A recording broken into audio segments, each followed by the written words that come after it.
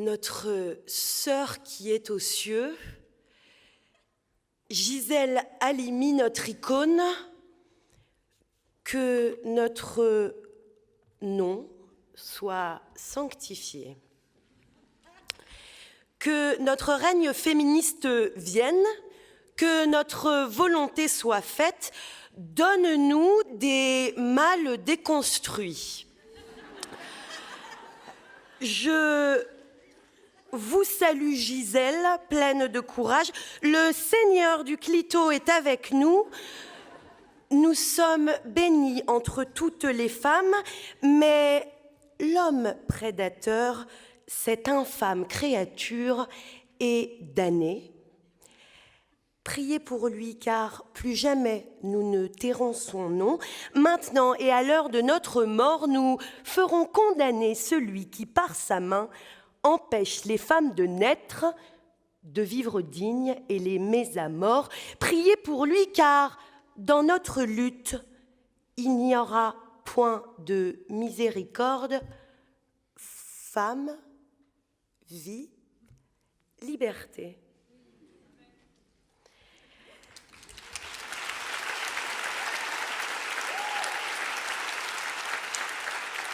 Les prières des femmes sont rarement exaucées, alors comme on a les pieds bien sur terre, on va s'organiser autrement. Madame la greffière, faites entrer les accusés. Messieurs, vous comparaissez aujourd'hui devant une cour spécialement composée. Les accusations sont graves. Ce soir, vous serez jugés pour crime contre l'humanité.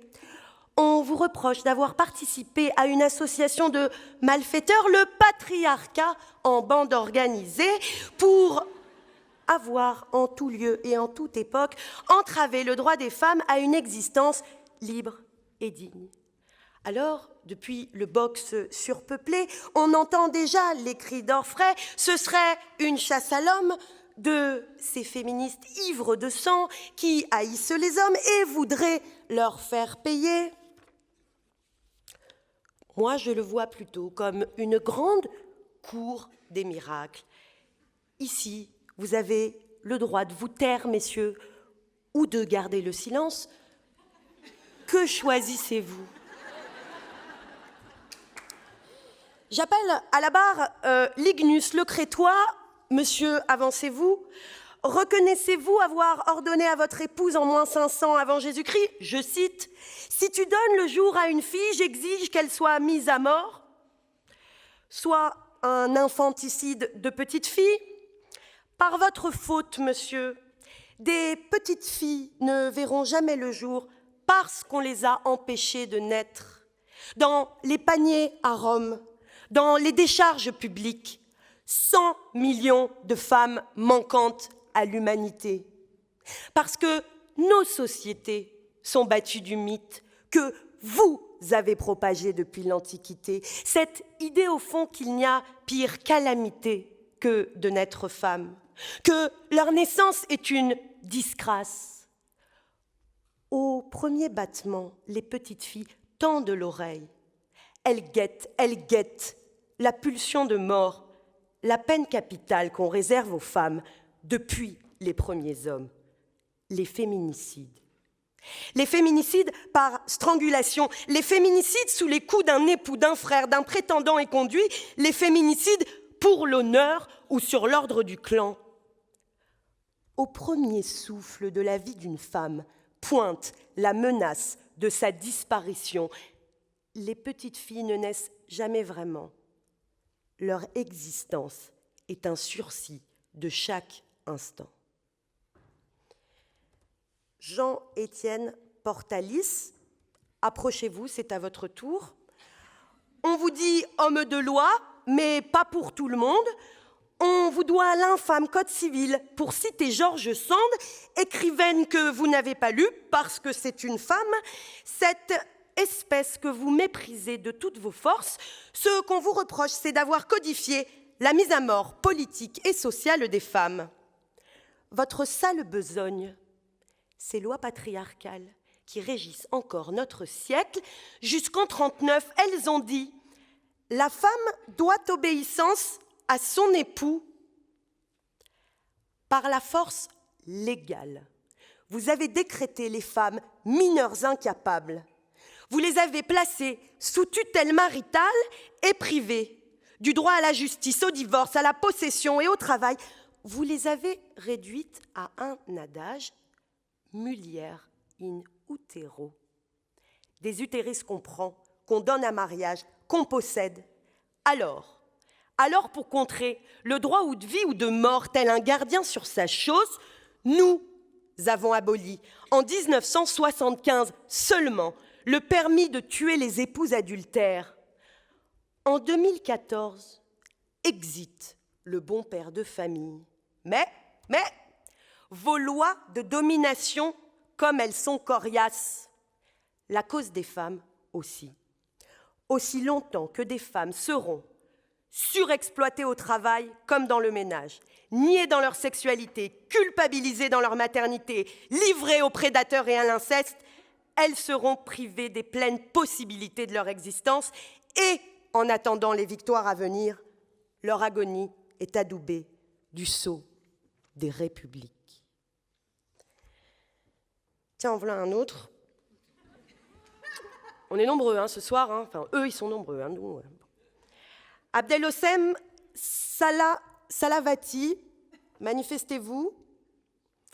On vous surnomme le juge de la mort en République théocratique d'Iran. Au bruit de votre marteau fou, vous ôtez des vies de femmes. Vous dites appliquer la loi de Dieu, mais nul n'est dupe. Votre religion, c'est la haine des femmes. L'obsession de leur corps, de ce qu'elles portent. Hier encore, vous avez condamné deux féministes à la mort. Dites leur nom. Variché Moradi, Pakshan Azizi.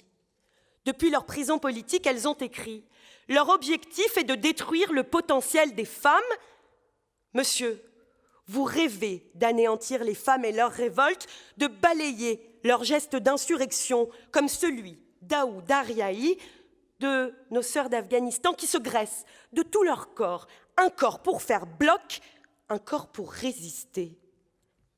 Vous les avez traquées, vous les avez scrutées à l'aide de votre bras armé.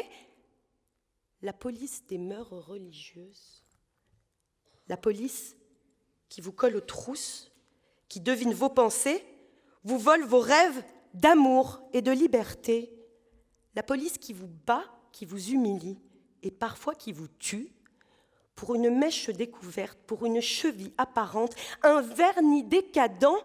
Ils ont tué Mahsa, ils ont tué Gina, ils ont fait passer Aou pour folle. Le script des agresseurs est bien rodé, toutes des salopes ou des hystériques. Mais au milieu du sang qui gît sur les murs de Téhéran, une révolutionnaire a écrit « Les femmes brûlent tous les jours, tant qu'on ne brûle pas les racines de la misogynie. » Alors, que veut le parti clérical aux femmes, sinon les supprimer de la terre? La terre dont on nous dit qu'il y eut d'abord l'homme, puis de son squelette chétif, une femme à moitié, une femme par accident, parce qu'il fallait un plus un pour donner la becqueté, pour aider à la ferme. Les femmes n'ont pas été oubliées des mythes fondateurs. Elles ont été minutieusement effacées d'un geste de malice, d'un calcul méthodique. Et pour quelle raison? Pour contenter les hommes, pardi. Les hommes et leur orgueil, car au commencement, à l'origine du monde, il y a l'engendrement jalousé. Ce sont des entrailles d'une femme que jaillit l'humanité, et quand la plume assassine ne suffit plus pour falsifier, pour éradiquer les femmes d'un trait, alors, il y a l'apartheid de genre, il reste le génocide, la guillotine, le bagne, l'asile, le bûcher. Il y a 1000 façons de décimer les femmes. Et vous en savez quelque chose? Monsieur, il n'y a rien que vous puissiez dire pour votre défense, qu'on le redescende au cachot jusqu'au délibéré. Alors l'heure tourne. Les adversaires des femmes sont nombreux. Cette salle est trop étroite pour tous les accueillir. Nous connaissons leurs traits, les masques sous lesquels ils se dissimulent, et certains rôdent peut-être en embuscade en ces gradins. Ils n'ont pas pris une ride. Ils sont coalisés, ils convergent. Ce sont les fanatiques, bien sûr, les misogynes, les identitaires, les gudards, les suprémacistes, les va-t-en-guerre. Mais nous sommes confiantes, la révolte des femmes balaye gourdins et reliques. Leur victoire triomphe au cri d'un nom. Nos passaranes. Alors, Lignus est vaincu. Contre les prophéties, la petite Iphis a vécu. Sa mère a désobéi. Pour la sauver des griffes de la mort, elle invoqua une déesse à tête de serpent qui la changea en petit garçon. Morale de l'histoire, du berceau à la tombe, les filles luttent pour leur existence. Et aussi, on ne naît pas femme, on en meurt. Quant à vous, messieurs, voici notre verdict. À la question de savoir si vous êtes coupable de crimes contre l'humanité, la Cour et les jurés ont répondu oui. À la question de savoir si vous avez des causes exonératoires de responsabilité, la Cour et les jurés ont répondu non. En répression, la Cour vous condamne à vous sauver vous-même. Ne comptez plus sur nous, car comme Iphis, on se battra pour notre survie, on se battra pour être nous-mêmes, et on refusera l'odieux chantage, ni garçon manqué, ni fille manquante.